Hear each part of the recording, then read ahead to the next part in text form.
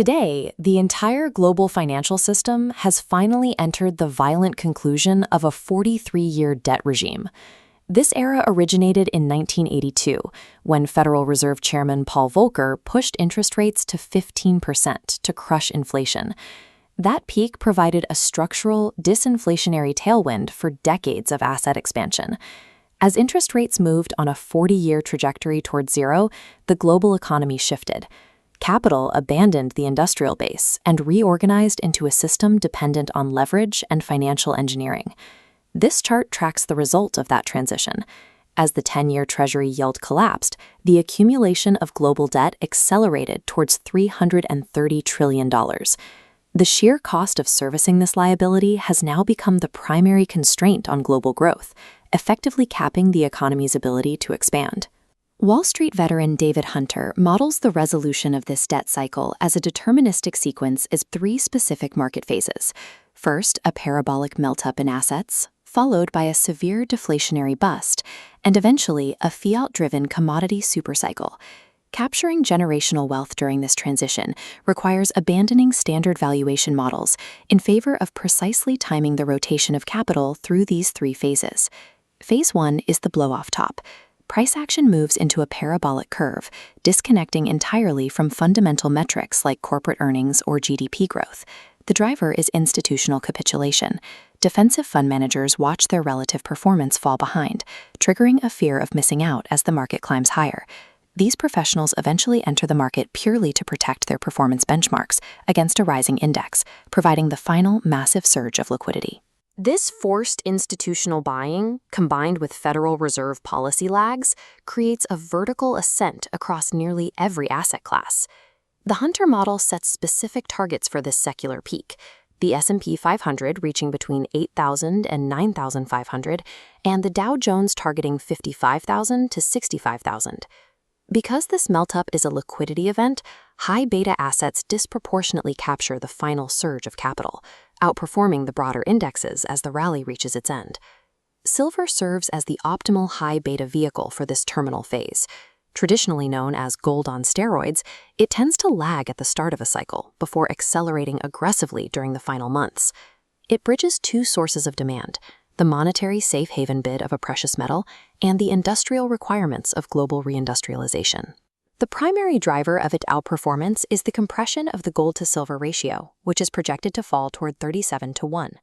A structural supply deficit on major exchanges further exacerbates this price action. COMEX registered inventory has fallen to a coverage ratio of just 13.4% of open interest, setting the conditions for acute delivery stress among paper contract holders. Investors maximize return through operational leverage via junior miners like Silch. Because extraction costs are fixed, rising prices become pure profit. If silver hits $75, static costs mean profit margins expand from $5 to $50, a 1,000% increase in free cash flow. This non-linear margin expansion is what triggers parabolic share performance in junior mining stocks compared to the underlying commodity. Holding SILJ and physical silver bullion is the mathematically superior strategy to extract final liquidity from this 43-year bull market before it snaps. The parabolic meltup functions as the mechanical trigger for the largest deflationary bust we've seen since 1929. This collapse is driven by $330 trillion in global debt, colliding with a rapidly slowing economic cycle. U.S. margin debt has reached a historic peak of $775 billion, creating extreme systemic vulnerability. Market liquidity is asymmetric. It appears limitless during a vertical rally, but evaporates instantaneously the moment a panic begins. As prices fall, margin calls trigger forced liquidations. Automatic sales drive prices lower, triggering more margin calls in a self-reinforcing death spiral of asset prices. Surviving this phase requires a tactical exit. Remaining in high beta miners during this liquidation period will result in severe capital destruction. The only viable safe haven strategy is a rotation into the US dollar, targeting a DXY level of 120, and into long-dated treasuries. As the economy contracts, investors will rush into government debt. Riding long-dated treasuries down toward a near-zero yield is the only way to grow capital through the deflationary shock. The systemic risk of a total deflationary collapse will force central banks into a state of absolute panic. To prevent a permanent depression, the Federal Reserve will be forced to execute a total monetary reset, flooding the system with new currency. This chart models the scale of that intervention, projecting the Fed balance sheet to expand from roughly $6.5 trillion to over $30 trillion. Unlike the quantitative easing of the last decade, this $20 trillion tsunami will bypass banking reserves and enter the real economy directly. This shifts the macroeconomic environment from severe deflation straight into high double-digit inflation. Under this model, inflation rates are projected to reach 25% by the early 2030s. This fiat debasement permanently destroys the paper wealth accumulated during the 1982 to 2026 market regime. This reset marks the birth of the commodity supercycle, where real capital shifts away from financial instruments and into physical hard assets. The cycle is driven by global reindustrialization, the building of AI infrastructure, and the reshoring of critical supply chains.